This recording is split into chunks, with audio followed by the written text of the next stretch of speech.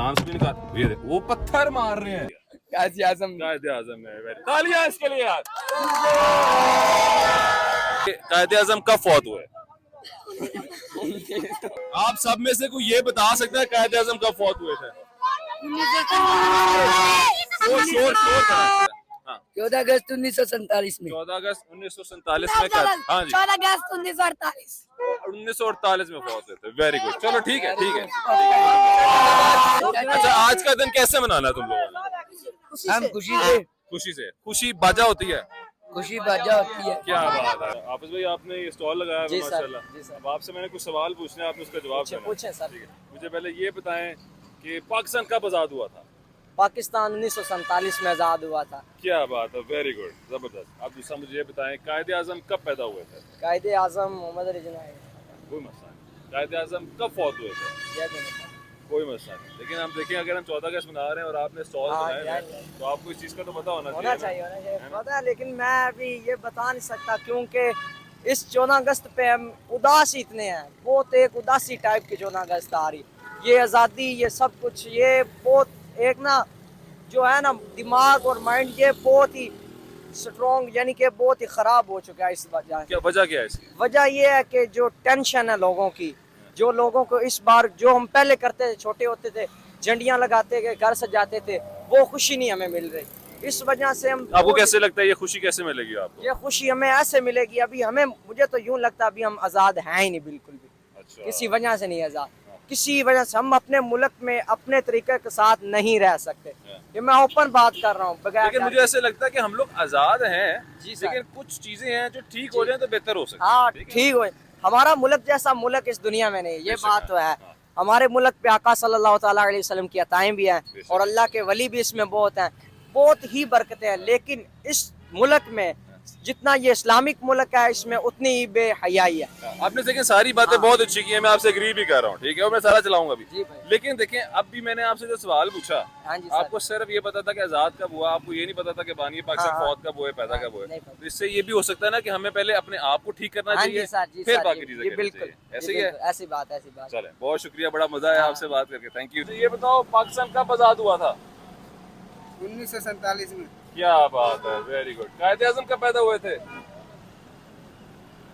कायदे आजम को पता कौन थे? कौन थे? ये पैसे पे छपा था। सबसे ज्यादा स्टॉल पे आपकी कौन सी जो चीज है, प्रोडक्ट है, वो सेल हुई है इस दफा? बाजा और हमारा झंडा। बाजा मेरे पास एंड हो गया। कमाई कर गए इस दफा तो माशाल्लाह। वेरी। बाजा कितना के लेकर आए थे इस दफा आप? बाजा हम 200 पीस लेके आए। 220 बाजा। और कल लगाया स्टॉल? कब लगाया? कल ही लगाया। कल ही लगाया और बाजे सारे आउट हो गए। आउट हो गया सर। रात को है प्रोग्राम बाजे लाने का? और रात को हम 3 दफा ले आए हैं 220 पीस। जो लोग लेते हैं बाजे, वो कौन सी कैटेगरी? बच्चे ले रहे हैं, बड़े, बच्चे बूढ़े सभी ले रहे हैं। सभी ले रहे हैं। सभी ले रहे हैं। और ये कोई नहीं, गाड़ी, मोटरसाइकिल, साइकिल, सारे साइकिल वाले भी, पैदल वाले भी, गाड़ी वाले सारे ले रहे हैं। मतलब इस दफा ट्रेंड जो है वो बाजे का पीक पे गया हुआ है। पीक पे गया हुआ बिल्कुल। बेहतरीन। वैसे सबसे महंगा बाजा कितने का होता है? वो 600 का।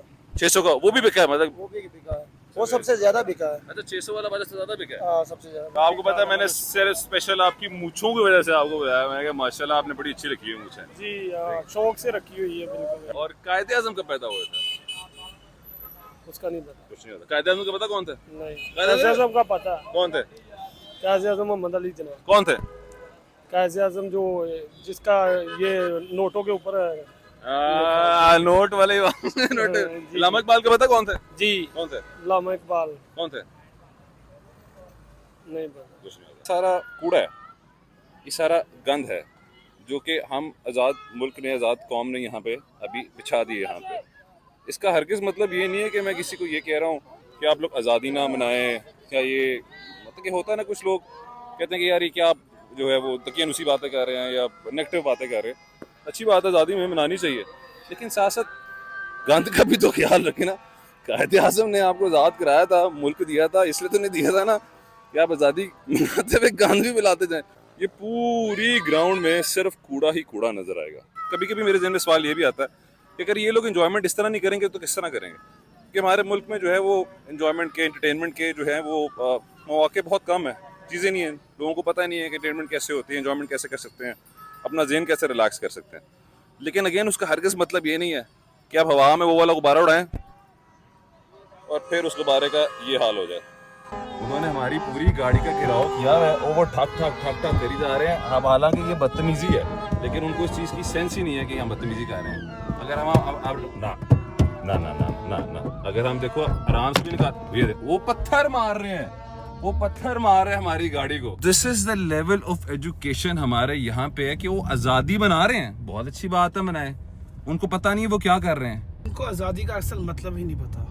उनको ये पता है कि आज़ादी हुई थी, पाकिस्तान को मिल गया था, हम लोग सेपरेट हो गए थे इंडिया से, बट उनको एजुकेशन से आज़ादी नहीं मिल सकती। दूसरा ये कि ये उनकी गलती भी नहीं है, क्योंकि अब वो जारी बात है, जिस तरह की आप ब्रिंगिंग हुई है, जितना उनका जो है वो एक्सपोजर है, उस हिसाब से वो यही करेंगे चीज़ें। वो क्या कर सकते हैं, हमारा हम पे गुस्सा थोड़ी कर रहे हैं ना। हम आपने पूरी डॉक्यूमेंट देखा, अभी हम ना उनसे लड़े थे ना हमने कुछ ज़्यादा एक्सप्रेस किया उनको, तो उनकी गलती नहीं है इस चीज़ के ऊपर।